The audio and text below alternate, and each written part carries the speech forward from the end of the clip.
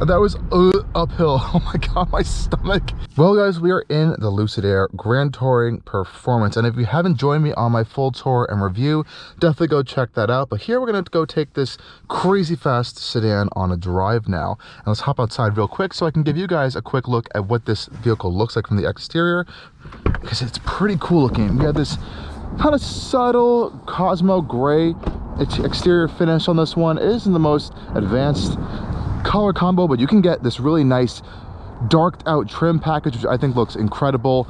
It's called a stealth package, and some other cool colors. Even in white, it looks really nice. Outside, really bold, sharp lines. We have this nice big ambient light bar, or I guess LED light bar up front. We also have these vertical lights as well as your turn signals right here. Big LED headlights here, these kind of like small frame mirror LED headlight technology. Hopefully these will actually turn into matrix lights when that becomes available in the US as a full law. Exclusive performance wheels here for the Performance Grand Touring model. Really cool looking wheels, really thin rubber with Pirelli rubber on this one. Our charge port cover is right there. Really low and sleek design here. It looks like we have some condensation on that side camera. That's interesting to point out right there. I just saw that. Nice subtle Grand Touring badge on the side here, Air Grand Touring. Out back here, again, big light bar, really low and wide design. We have a really big trunk as well as a frunk. We also have some pretty aggressive underbody aerodynamics. Very flat forward though. There is some little bit of diffuser stuff going on over here, which is really cool. You can see it on both sides. Some underbody ground effect. Really low and wide stance, like I said before, and I think it looks so cool with the big glass canopy. We have the retractable door handles as well. And we have an absolutely massive rear end. It is just so big in terms of storage and the actual trunk and up front, but even back here, check how much legroom I have even sitting behind myself. It's massive. I have some sunshade controls, heated seats, climate controls back here as well. I don't think the car's on actually. Really cool stuff. Big center console. Everything's wrapped in this gorgeous leather, huge glass roof.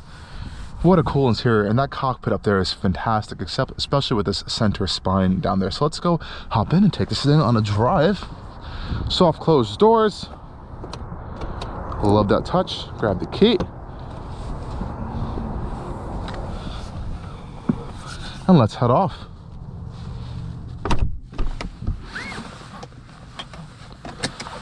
Okay everyone, and let's start up the Lucid Air. Well, it's actually essentially on already. No start stop button here. You just put your foot on the brake with your key and you are off. Now to put this thing into reverse, neutral, and drive, we have our stock right here. Drive, neutral is a little kind of difficult to get into actually, but you can get into reverse as well. Big clear cameras here, huge 360-degree view camera down here, which you can kind of scroll around with these different angles and views here. Really nice stuff. You also have an auto park function as well, which sometimes works, sometimes doesn't. Lots of parking sensors around the vehicle as well. And let's check out our reversing camera. So we turned off the bottom one, but we still have the top camera on. Really clear. We have trajectory as well, and when you get close to something, it will show up in inches actually, is how close you are to something. So let's just get a little bit closer to this curb. We'll see if it activates the sensors here. There we go. So you see inches coming up to that's pretty cool. Love that feature. Pop it into drive though, and we can set off pretty easily. And the cameras will eventually turn away. You can't really use them while you're fully driving, but it's a very smooth and quiet experience setting off in the Lucid Air. Once you speed up, those cameras will go away. So we have 3 drive modes: smooth, swift, and sprint. And this is a dual motor powertrain here. And the special thing about this Grand Touring Performance is that you can unlock 1,050 horsepower. Yes, that is right, 1,050 horsepower in the full sprint mode. Now in the other modes, you'll have a reduced horsepower. I believe it's in the 750-ish horsepower range or 770 horsepower range. Swift will actually unlock more torque and put the steering a little bit more of an aggressive position, as well as the suspension. It's not an air suspension, but it's a really fantastic suspension setup, and it is adaptive though. Now we do have cameras as mirrors on the side. You can see when I turn my blinkers on, we have those little additional helper cameras. Love that little touch there though. Of course we have traditional side mirrors.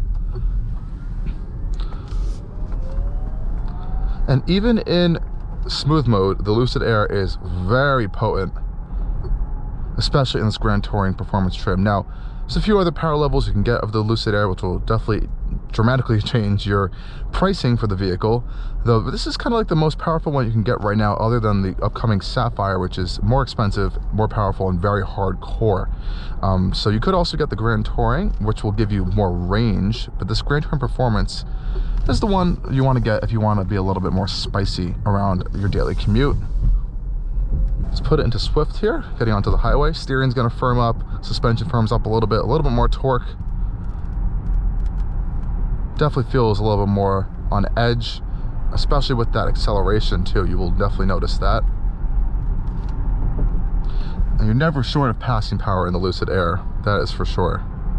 So at highway speeds, what do we notice? It's really quiet in here.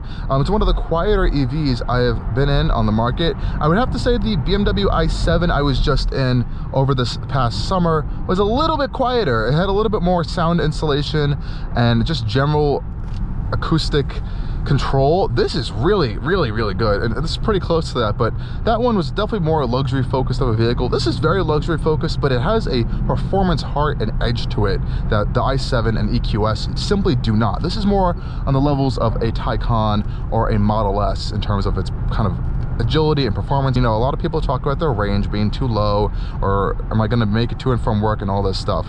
This thing is a range monster. We have about 50% charge right now in this battery pack, and we have 250 miles of range. Now, I can actually get even more range if I charge this thing up to 80% or 100%, and EPA rated it's over 440 miles of range, which is simply crazy actually. If you really want more range, you can even go with the Grand Touring, like I said, with the smaller wheels. That will get you more range than this does, which is insane, but it's pretty impressive. Now, how does it drive? Like I mentioned before, it's a very dynamic vehicle. The steering feels direct. I kind of know what's going on with the front wheels most of the time, which is good, especially more so in Swift mode. When things kind of heighten up a little bit, it feels sharp. And yes, it's a heavy vehicle. It's around 6,000 pounds, but I think it manages this weight very well for the size of it. Of course, that battery pack being low to the ground is going to be helping you, though the dynamics and the suspension of this car are just really fantastic. But on this on-ramp here, pretty aggressive. Let these cars pass us. Got a little bit of some acceleration testing here. Oh my gosh. Yeah, you have no issue for getting up to a highway speed in this thing. It's just incredible. I do want to demonstrate for you guys though these tires are really grippy too.